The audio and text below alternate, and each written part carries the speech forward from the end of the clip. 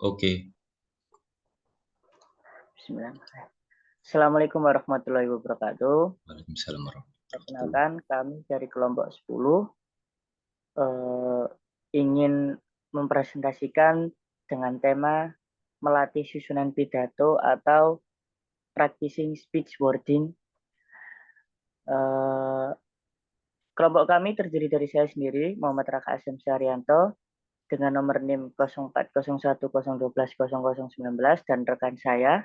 Rifki Zamarozan dengan NIM 0401012024. Baik, mungkin bisa langsung ke pembahasan saja.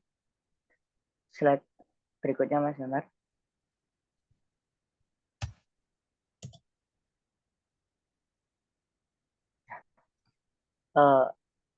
Berikut ini adalah pembahasan-pembahasan untuk tema ini. Yang pertama ada apa perbedaan gaya lisan dari gaya tulisan. Yang kedua ada apa yang harus Anda pertimbangkan untuk memastikan pilihan kata Anda akan ditafsirkan secara akurat oleh audiens Anda. Yang ketiga, apakah yang dapat Anda lakukan untuk memastikan pesan Anda jelas? Yang keempat, apa beberapa strategi yang dapat Anda gunakan untuk membuat ide Anda jelas bagi pendengar? Yang terakhir, apa yang dapat Anda lakukan saat menyusun kata-kata untuk menghindari menyinggung beberapa pendengar? Slide selanjutnya, Mas. Nah, untuk pembahasan yang pertama, yaitu gaya lisan. Gaya lisan ini mengacu pada cara seseorang menyampaikan pesan melalui kata-kata yang diucapkan. Gaya lisan sedikit berbeda dengan gaya tulisan, terutama saat Anda berpidato. Sebagai pembicara, tujuan utama Anda adalah untuk menjalin hubungan dengan pendengar. Nah, jadi bagaimana kita menggunakan gaya lisan yang mudah diterima oleh pendengar, karena tujuan utama kita sebagai pembicara yaitu menjalin hubungan dengan pendengar dan apa yang kita bicarakan bisa masuk ke telinga pendengar. Seperti itu. Slide selanjutnya, Mas. Nah, berbicara dengan akurat. Menggunakan bahasa yang akurat berarti menggunakan kata-kata yang menyampaikan maksud Anda dengan tepat. Di permukaan berbicara secara akurat tampaknya cukup sederhana jika Anda memilih kata-kata untuk mewakili makna Anda. Bukankah audiens akan menafsirkan kata-kata Anda dengan benar dan memahami makna yang ingin Anda sampaikan? Nah, jadi kita sebagai pembicara harus menggunakan kata-kata atau bahasa yang akurat, yang mudah dipahami oleh pendengar. Jadi, jangan sampai membuat para pendengar kita berpikir atau harus menafsirkan kata-kata terlebih dahulu, kata-kata yang pembicara uh, ucapkan. Jadi memakan banyak waktu seperti itu. Untuk slide selanjutnya, Mas. Nah, di slide sebelumnya ada tiga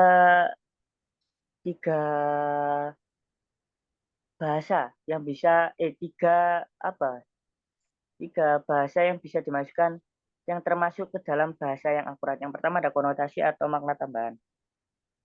Jadi perasaan atau penilaian yang kita kaitkan dengan sebuah kata, konotasinya mewarnai makna yang kita berikan. Dengan demikian, persepsi kita tentang konotasi kata mungkin lebih penting daripada denotasinya dalam cara kita menginterpretasikan makna kata tersebut. Konotasi itu bisa netral, bisa positif, atau bisa negatif, dan bisa sangat berbeda untuk orang yang berbeda. Misalnya, menggambarkan seorang perempuan sebagai seorang feminis dapat memunculkan konotasi yang sangat berbeda untuk orang yang sebelumnya berdasarkan pengalaman sebelumnya.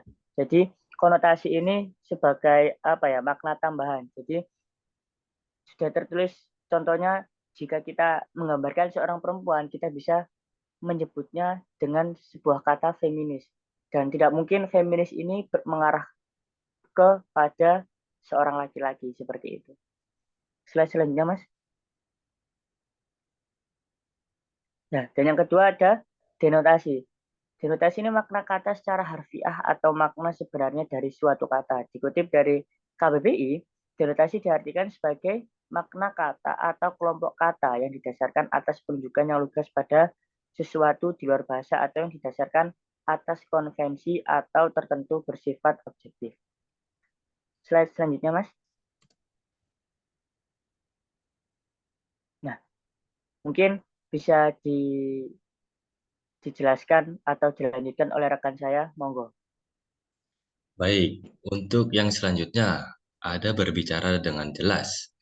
Berbicara dengan jelas dihasilkan dari pengurangan penggunaan bahasa yang ambigu dan membingungkan.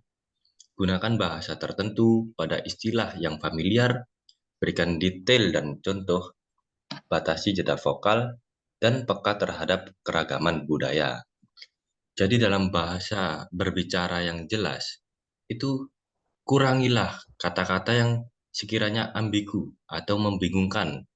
Misal kita berbicara kepada audien di depan audien, jangan menggunakan bahasa yang sekiranya audien itu tidak paham dengan bahasa tersebut.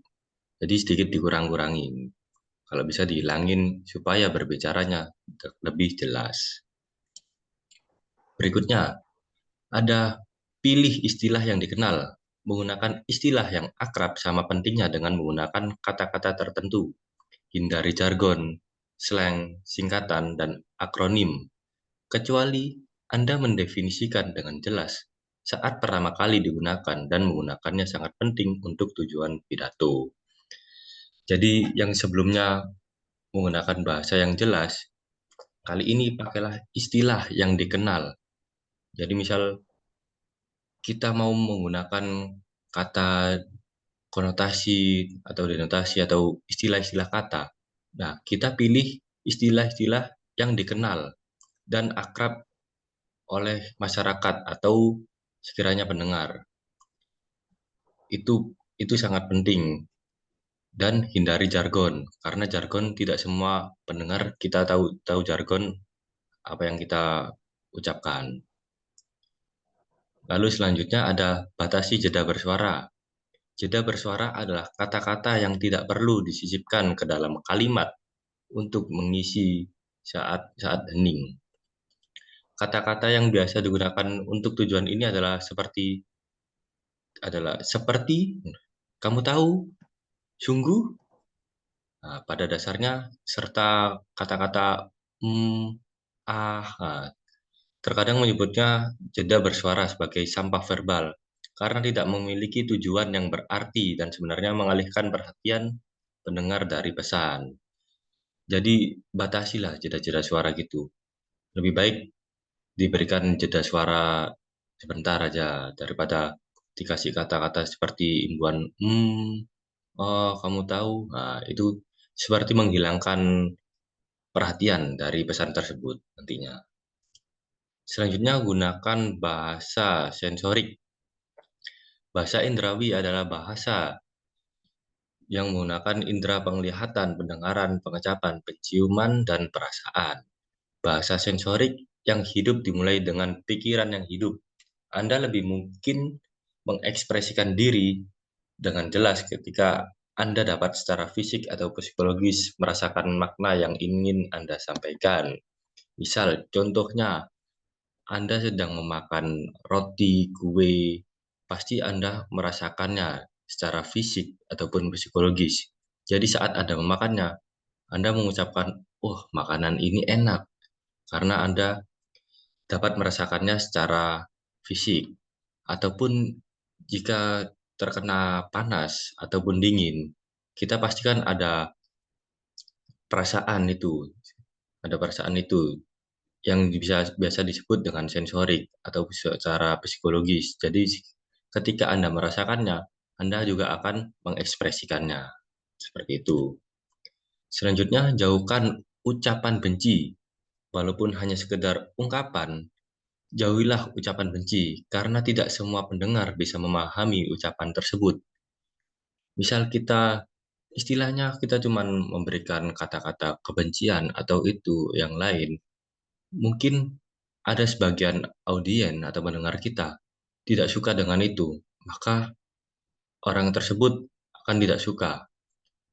Kalau anak zaman sekarang lebih menyebutnya ke baper lah, istilahnya seperti itu. Selanjutnya, hindari humor yang menyerang. Tunjukkan kepekaan dengan menghindari humor yang menyinggung, lelucon kotor dan komentar rasis, seksis, atau komentar "ish" lainnya. Mungkin tidak dimaksudkan untuk menyinggung, tetapi jika beberapa pendengar tersinggung, Anda akan kehilangan kesegaran verbal. Sama seperti sebelum ini tadi yang saya jelaskan. Jika Anda menggunakan lelucon, hindari humor yang menyerang, karena semua orang tidak bisa memahami apa yang Anda katakan seperti itu tadi. Pokoknya hindari yang sekiranya menyinggung lah. Selanjutnya ada ringkasan. Ringkasan dari penjelasan kita tadi, tujuan bahasa Anda secara keseluruhan adalah untuk mengembangkan gaya lisan pribadi yang menangkap keunikan Anda. Penggunaan bahasa harus dipandu oleh pengetahuan bahwa kata-kata hanyalah representasi dari ide, objek, dan perasaan.